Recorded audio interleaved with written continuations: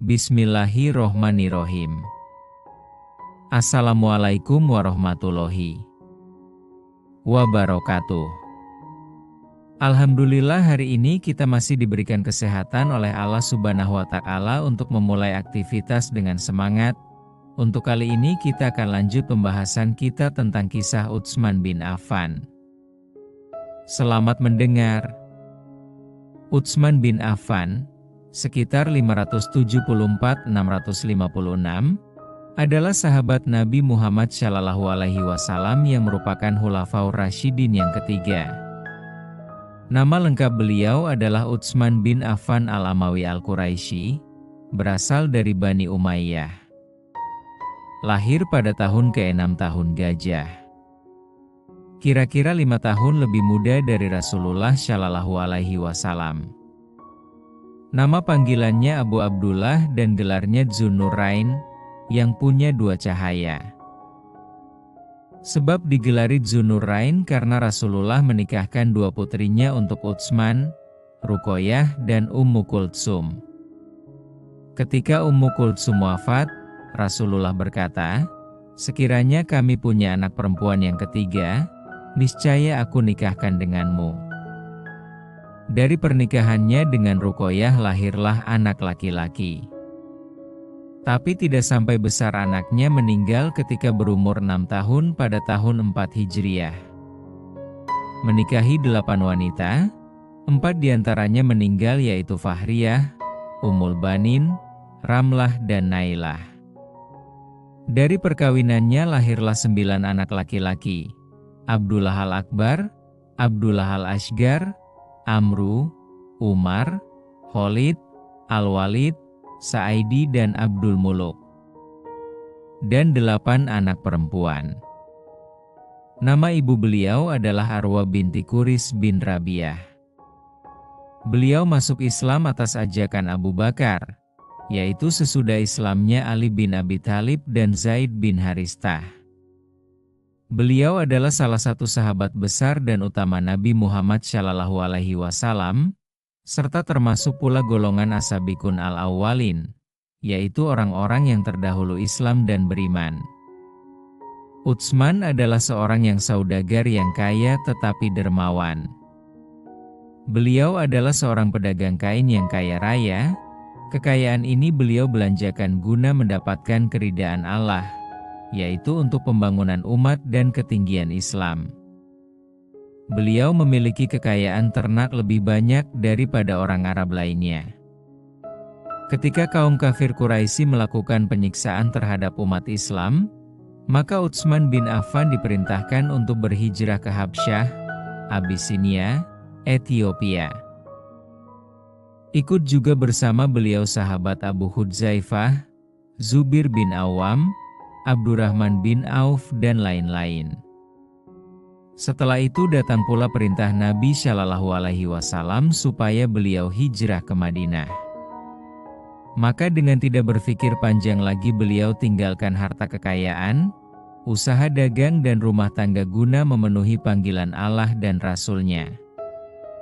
Beliau hijrah bersama-sama dengan kaum muhajirin lainnya. Pada peristiwa Hudaybiyah, Utsman dikirim oleh Rasulullah untuk menemui Abu Sofyan di Mekah. Utsman diperintahkan Nabi untuk menegaskan bahwa rombongan dari Madinah hanya akan beribadah di Ka'bah, lalu segera kembali ke Madinah, bukan untuk memerangi penduduk Mekah. Suasana sempat tegang ketika Utsman tak kunjung kembali. Kaum muslimin sampai membuat ikrar rizwan bersiap untuk mati bersama untuk menyelamatkan Utsman. Namun pertumpahan darah akhirnya tidak terjadi. Abu Sofyan lalu mengutus Suhail bin Amir untuk berunding dengan Nabi Muhammad SAW. Hasil perundingan dikenal dengan nama Perjanjian Hudaybiyah. Semasa Nabi SAW masih hidup, Utsman pernah dipercaya oleh Nabi untuk menjadi wali kota Madinah semasa 2 kali masa jabatan. Pertama pada Perang Zatir Rika dan yang kedua kalinya, saat Nabi SAW sedang melancarkan Perang Ghatfahan. Utsman bin Affan adalah seorang ahli ekonomi yang terkenal, tetapi jiwa sosial beliau tinggi. Beliau tidak segan-segan mengeluarkan kekayaannya untuk kepentingan agama dan masyarakat umum. Sebagai contoh, 1. Utsman bin Affan membeli sumur yang jernih airnya dari seorang Yahudi seharga 200.000 dirham yang kira-kira sama dengan 2,5 kilogram emas pada waktu itu. Sumur itu beliau wakafkan untuk kepentingan rakyat umum. 2. Memperluas Masjid Madinah dan membeli tanah di sekitarnya. 3. Beliau mendermakan 1.000 ekor unta dan 70 ekor kuda, ditambah 1.000 dirham sumbangan pribadi untuk perang Tabuk, nilainya sama dengan sepertiga biaya ekspedisi tersebut. 4. Pada masa pemerintahan Abu Bakar, Utsman juga pernah memberikan gandum yang diangkut dengan 1.000 unta untuk membantu kaum miskin yang menderita di musim kering. Masa kekhalifahan. Utsman bin Affan diangkat menjadi khalifah atas dasar musyawarah dan keputusan sidang panitia 6, yang anggotanya dipilih oleh Khalifah Umar bin Khattab sebelum beliau wafat. Keenam anggota panitia itu ialah Ali bin Abi Thalib, Utsman bin Affan, Abdurrahman bin Auf, Sa'id bin Abi Waqqas, Zubair bin Awam dan Talhah bin Ubaidillah. 3 hari setelah Umar bin Khattab wafat, bersidanglah panitia 6 ini. Abdurrahman bin Auf memulai pembicaraan dengan mengatakan siapa di antara mereka yang bersedia mengundurkan diri. Ia lalu menyatakan dirinya mundur dari pencalonan. 3 orang lainnya menyusul. Tinggallah Utsman dan Ali. Abdurrahman ditunjuk menjadi penentu. Ia lalu menemui banyak orang meminta pendapat mereka. Namun pendapat masyarakat pun terbelah. Konon, sebagian besar warga memang cenderung memilih Utsman. Sidang pun memutuskan Utsman sebagai khalifah. Ali sempat protes. Abdurrahman adalah ipar Utsman. Mereka sama-sama keluarga Umayyah.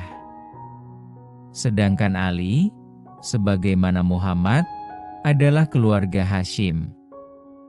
Sejak lama kedua keluarga itu bersaing. Namun Abdurrahman meyakinkan Ali bahwa keputusannya adalah murni dari nurani. Ali kemudian menerima keputusan itu. Maka Utsman bin Affan menjadi khalifah ketiga dan yang tertua. Pada saat diangkat, ia telah berusia 70 tahun. Peristiwa ini terjadi pada bulan Muharram tahun 24 Haji. Pengumuman dilakukan setelah selesai sholat di Masjid Madinah. Masa kekhalifannya merupakan masa yang paling makmur dan sejahtera. Konon ceritanya sampai rakyatnya haji berkali-kali. Bahkan seorang budak dijual sesuai berdasarkan berat timbangannya. Beliau adalah khalifah kali pertama yang melakukan perluasan Masjid Al-Haram, Mekah, dan Masjid Nabawi, Madinah, karena semakin ramai umat Islam yang menjalankan rukun Islam kelima, haji.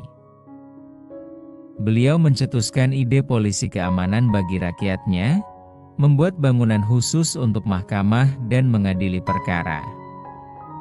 Hal ini belum pernah dilakukan oleh khalifah sebelumnya. Abu Bakar dan Umar bin Khattab biasanya mengadili suatu perkara di masjid. Pada masanya, khutbah Idul Fitri dan Adha didahulukan sebelum sholat. Begitu juga adzan pertama pada sholat Jumat. Beliau memerintahkan umat Islam pada waktu itu untuk menghidupkan kembali tanah-tanah yang kosong untuk kepentingan pertanian. Di masanya, kekuatan Islam melebarkan ekspansi. Untuk pertama kalinya, Islam mempunyai armada laut yang tangguh. Muawiyah bin Abu Sufyan yang menguasai wilayah Syria, Palestina dan Libanon membangun armada itu. Sekitar 1.700 kapal dipakai untuk mengembangkan wilayah ke pulau-pulau di Laut Tengah. Siprus, Pulau Rhodes digempur. Konstantinopel pun sempat dikepung. Prestasi yang diperoleh selama beliau menjadi khalifah antara lain: 1. Menaklukkan Syria, kemudian mengangkat Muawiyah sebagai gubernurnya. 2. Menaklukkan Afrika Utara, dan mengangkat Amr bin As sebagai gubernur di sana. 3. Menaklukkan daerah Arjan dan Persia. 4. Menaklukkan Khurasan dan Nashabur di Iran. 5. Memperluas Masjid Nabawi, Madinah dan Masjidil Haram, Mekah. 6. Membakukan dan meresmikan mushaf yang disebut Mushaf Utsmani, yaitu kitab suci Al-Quran yang dipakai oleh seluruh umat Islam seluruh dunia sekarang ini. Khalifah Utsman membuat 5 salinan dari Al-Quran ini dan menyebarkannya ke berbagai wilayah Islam. 7. Setiap hari Jumat beliau memerdekakan seorang budak, bila ada sebab-sebab terjadinya kekacauan dalam pemerintahan Utsman. Pada mulanya pemerintahan Khalifah Utsman berjalan lancar. Hanya saja seorang gubernur Kufah, yang bernama Mughirah bin Syubah dipecat oleh Khalifah Utsman dan diganti oleh Sa'id bin Abi Waqqas, atas dasar wasiat Khalifah Umar bin Khattab. Kemudian beliau memecat pula sebagian pejabat tinggi dan pembesar yang kurang baik, untuk mempermudah pengaturan. Lowongan kursi para pejabat dan pembesar itu diisi dan diganti dengan famili-famili beliau yang kredibel, mempunyai kemampuan dalam bidang tersebut. Tindakan beliau yang terkesan nepotisme ini mengundang protes dari orang-orang yang dipecat, maka datanglah gerombolan yang dipimpin oleh Abdullah bin Sabah, yang menuntut agar pejabat-pejabat dan para pembesar yang diangkat oleh Khalifah Utsman ini dipecat pula. Usulan-usulan Abdullah bin Sabah ini ditolak oleh Khalifah Utsman. Pada masa kekhalifahan Utsman bin Affanlah aliran Syiah lahir dan Abdullah bin Sabah disebut sebagai pencetus aliran Syiah tersebut. Karena merasa sakit hati, Abdullah bin Sabah kemudian membuat propaganda yang hebat dalam bentuk semboyan anti Bani Umayyah, termasuk Utsman bin Affan. Seterusnya penduduk setempat banyak yang termakan hasutan Abdullah bin Sabah. Sebagai akibatnya, datanglah sejumlah besar, ribuan, penduduk daerah ke Madinah yang menuntut kepada Khalifah. Tuntutan dari banyak daerah ini tidak dikabulkan oleh Khalifah, kecuali tuntutan dari Mesir, yaitu agar Utsman memecat gubernur Mesir, Abdullah bin Abi Sarah, dan menggantinya dengan Muhammad bin Abi Bakar. Karena tuntutan orang Mesir itu telah dikabulkan oleh Khalifah, maka mereka kembali ke Mesir. Tetapi sebelum mereka kembali ke Mesir, mereka bertemu dengan seseorang yang ternyata diketahui membawa surat yang mengatasnamakan Utsman bin Affan. Isinya adalah perintah agar gubernur Mesir yang lama yaitu Abdullah bin Abi Sarah membunuh gubernur Muhammad Abi Bakar, gubernur baru. Karena itu, mereka kembali lagi ke Madinah untuk meminta tekad akan membunuh Khalifah karena merasa dipermainkan. Setelah surat diperiksa, terungkap bahwa yang membuat surat itu adalah Marwan bin Hakam. Tetapi mereka melakukan pengepungan terhadap Khalifah dan menuntut 2 hal. 1. Supaya Marwan bin Hakam dikisyas, hukuman bunuh karena membunuh orang. 2. Supaya Khalifah Utsman meletakkan jabatan sebagai Khalifah. Kedua tuntutan yang pertama, karena Marwan baru berencana membunuh dan belum benar-benar membunuh. Sedangkan tuntutan kedua, beliau berpegang pada pesan Rasulullah Shallallahu Alaihi Wasallam, bahwasanya engkau Utsman akan mengenakan baju kebesaran. Apabila engkau telah mengenakan baju itu, janganlah engkau lepaskan. Setelah mengetahui bahwa Khalifah Utsman tidak mau mengabulkan tuntutan mereka, Maka mereka lanjutkan pengepungan atas beliau sampai 40 hari. Situasi dari hari ke hari semakin memburuk. Rumah beliau dijaga ketat oleh sahabat-sahabat beliau, Ali bin Thalib, Zubair bin Awam, Muhammad bin Talhah, Hasan dan Husain bin Ali bin Abu Thalib. Karena kelembutan dan kasih sayangnya, beliau menanggapi pengepung-pengepung itu dengan sabar dan tutur kata yang santun. Hingga suatu hari, tanpa diketahui oleh pengawal-pengawal rumah beliau, masuklah kepala gerombolan yaitu Muhammad bin Abu Bakar, gubernur Mesir yang baru, dan membunuh Utsman bin Affan yang sedang membaca Al-Quran. Dalam riwayat lain, disebutkan yang membunuh adalah Aswadan bin Hamrab dari Tujib, Mesir. Riwayat lain menyebutkan pembunuhnya adalah Al-Ghafiqi dan Sudan bin Hamran. Beliau wafat pada bulan Haji tahun 35 Haji dalam usia 82 tahun setelah menjabat sebagai khalifah selama 12 tahun. Beliau dimakamkan di kuburan Baqi di Madinah. Demikianlah pembahasan kisah tentang Khalifah Utsman bin Affan. Semoga pada pembahasan kali ini dapat menambah wawasan kita tentang dan mendapat hikmah serta pelajaran dari hal ini. Semoga kita selalu dalam lindungan Allah Subhanahu wa Ta'ala. Akhir kata saya ucapkan terima kasih. Jazakumullahu khairan.